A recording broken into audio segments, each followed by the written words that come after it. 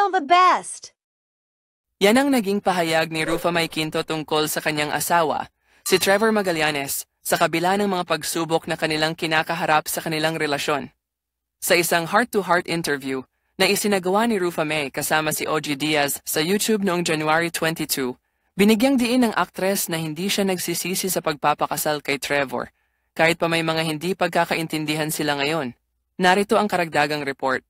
Ayon kay Rufa May, he's still the best at ipinaliwanag niya na sa kabila ng imperpeksyon ng kanilang relasyon, buo pa rin ang kanyang respeto at pagmamahal kay Trevor. Bukas si Rufa May sa posibilidad ng paghiwalay, ngunit tanging ang kanilang anak na si Athena ang kanyang inuukupang prioridad.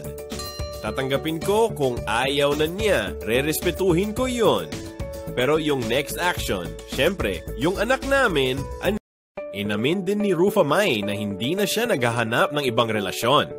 Sa edad kong ito, ayoko na rin maghahanap-hanap pa ng bago o iba na naman. Dagdag pa niya at sinabing kung sakali mang magbago ang lahat, si Trevor na raw ang huli para sa kanya.